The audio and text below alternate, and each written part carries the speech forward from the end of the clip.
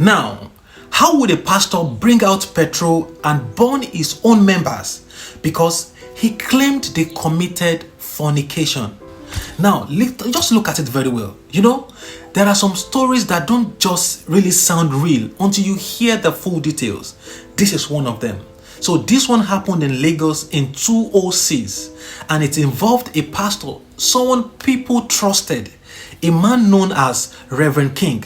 So this story will serve as a warning and an eye-opener to many Christians who obey their pastors without having their own decision or without thinking carefully around whatever they're being told. Because the truth of the matter is, some pastors are not what they claim to be, and this is why you need to practice your religion with care.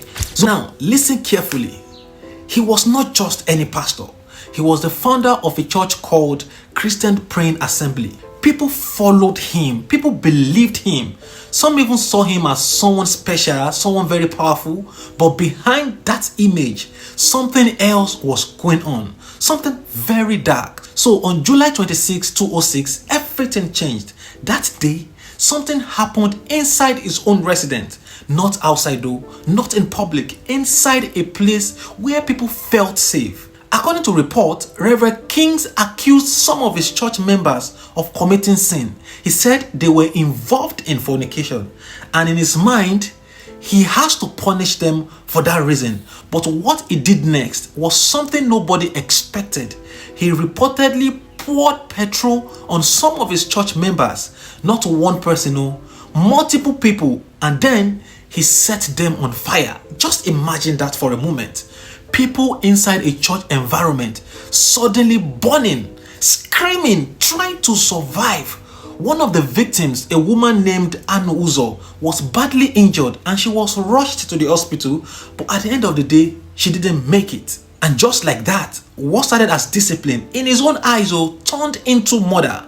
But here's the part that makes this story even more disturbing. There were witnesses, people who saw what happened, people who later came forward to speak. And from that moment, the case began, because this was no longer about church. This was now a criminal case. Now, this is where everything started getting serious. After that incident in July 2006, the police stepped in. Reverend King was arrested and the case went to court. But this was not a small case because of who he was, a pastor, a leader.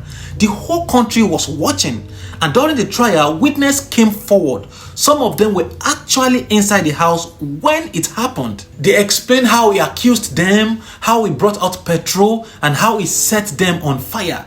At first, it sounded unbelievable. People kept asking, how can a pastor do this?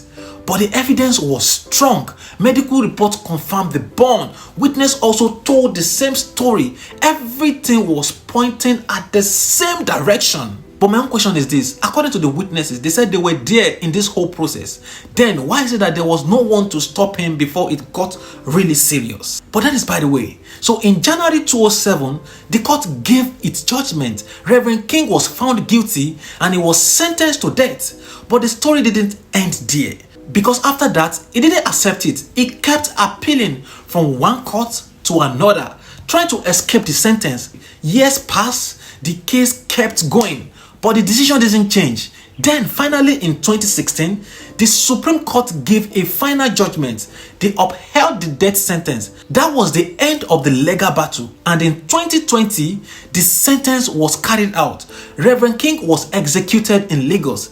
Just think about everything. A man people trusted, a man people followed, a man who stood in front of others to preach. But behind that image was somebody else entirely, was something else no one ever believed. This case shocked Nigerians, and it actually made many Christians doubt some of their pastors, some of these people they believed in, because it showed something very, very deep, that sometimes power when abused can become very dangerous, and sometimes the people you trust the most can hurt the most. And when you sit down to really think about this case very well, it is hard to understand, because this is not just about a crime.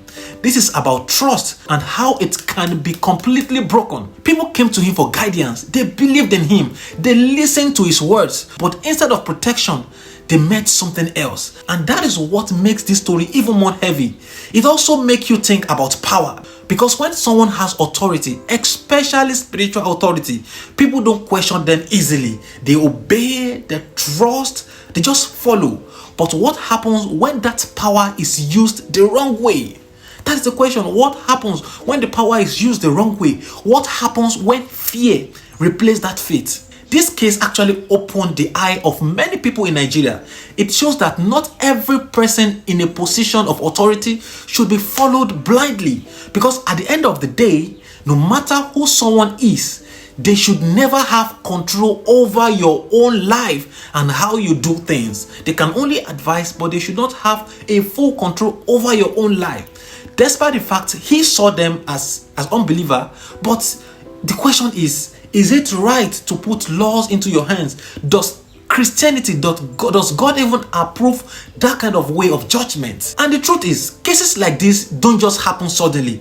There are always signs. Sometimes they may be small and sometimes they even ignore. So the real question now is this: in a world where people hide behind religion, behind power, behind respect, how do you know who to truly trust? Because victims couldn't live to tell their own story. But I will, Ayodeji Talks Crime. I will see you guys in the next one.